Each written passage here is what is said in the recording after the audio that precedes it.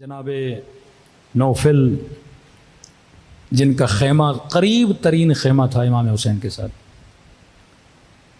بہترین تیر انداز تھے، کہتے ہیں اندھیری رات تھی، اب ظاہر ہے یہ چوکن رہتے تھے کہیں دشمن حملہ نہ کرے خیموں پر،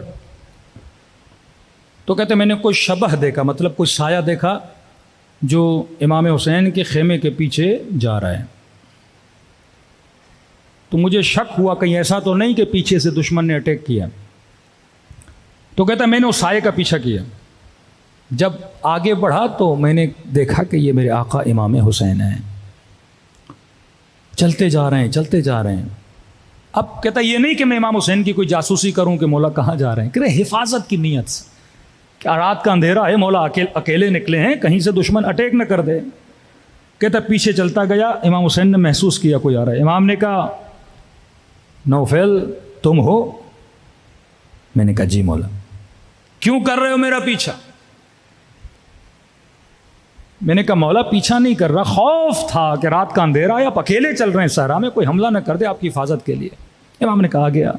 جناب نوفل کہتے ہیں امام حسین نے میرا ہاتھ پکڑا اور ٹہلنے لگے ہاتھ پکڑ کے صحرا میں۔ اس رات کہتے ہیں کہ چاند نکلا ہوا تھا اور اس کی روشنی نے کربلا کی زمین کو روشن کیا ہوا تھا۔ اتنے میں امام حسین نے کہا کہ نوفل وہ دو پہاڑیاں نظر آ رہی ہیں؟ میں نے کہا جی میرے مولا۔ کہا دیکھ ان پہاڑیوں کے پیچھے کوئی نہیں، نہ لشکر یزید ہے نہ کوئی سپاہی ہے، کہا دیکھ اب بھی اگر چاہتے ہو نا جانا تو چلے جاؤ، پہاڑیاں نزدیک ہیں، پیچھے کوئی نہیں، وہاں سے تو چلا، اب بھی جانا چاہتے ہو۔ حالانکہ امتحان لے چکے تھے خیموں میں چراغ بجھا کر، کہ شاید خیمے میں شرم آئی ہو کہ حسین کو کیسے چھوڑوں، ہاتھ پکڑا ہوا ہے، کہہ رہا اب میں خود کہہ رہا ہوں کوئی شکایت نہیں کروں گا نانا سے، کوئی شکایت نہیں کروں گا اماں سے، جانا چاہتے ہو چلے جاؤ۔ جناب نوفل کہتے ہیں مجھے اتنا دکھ ہوا، میں مولا حسین کے قدموں پہ گر پڑا، کہ مولا حسین مجھے موت سے کوئی خوف نہیں، آپ کو چھوڑ کے زندہ کیسے رہوں گا؟ حسین کو چھوڑ کے کوئی زندگی ہے؟ اور چلا بھی گیا تو قیامت میں زہرا کا سامنا کیسے کروں گا؟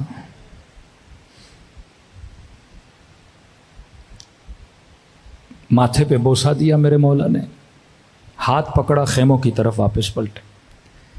جناب نوفل کہتے ہیں جب واپس آ رہے تھے تو خیمے کے در پہ ایک بی بی کھڑی تھیں، پتا تھا یہ سیدہ زینب کا خیمہ ہے، میں سمجھ گیا مولا کی بہن ہے، کی نگاہ جیسے بہن پہ پڑی تو میرا ہاتھ چھوڑ دیا، کہ آپ خیمے میں چلیے میں اپنی بہن کی طرف جا رہا ہوں۔ کہ خیمے قریب تھے، امام حسین بہن کو سلام کیا اور بہن کے خیمے کے اندر چلے گئے۔ جناب نوفل کہتے ہیں ابھی خیمے کی طرف اپنی جا ہی رہا تھا، نہ خواستہ جو خیمے میں کلام ہو رہا تھا وہ میرے کانوں تک آ گیا، کہ جیسے مولا حسین بہن سے ملے تو بی بی زینب نے یہ کہا کہ حسین اپنے ساتھیوں سے مطمئن ہو، کہیں ایسا تو نہیں کہ کل تجھے چھوڑ کے چلے جائیں۔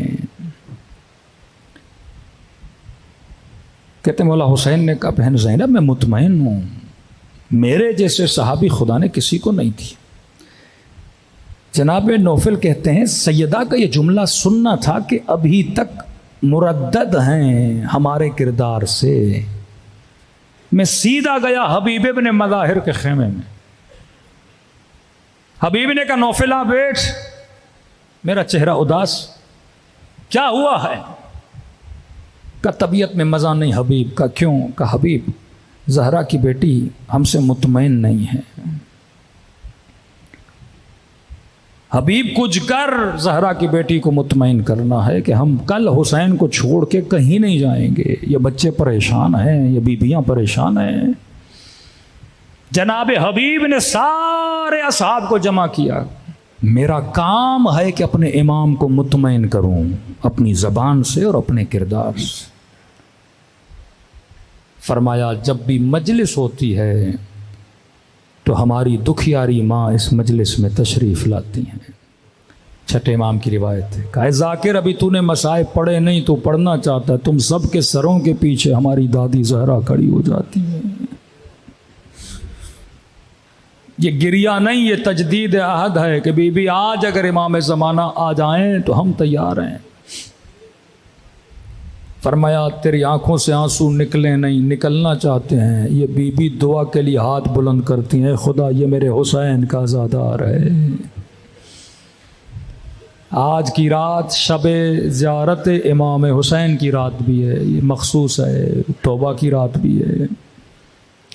گھروں میں جاؤ تو 1 گھنٹہ صبح کی نماز سے پہلے متصل کرو۔ یہ رات ہر رات نہیں آتی، پورا سال لوگ انتظار کرتے ہیں کہ یہ رات لوگوں کو نصیب ہو، دلوں کو کربلا کی طرف لے جائیں۔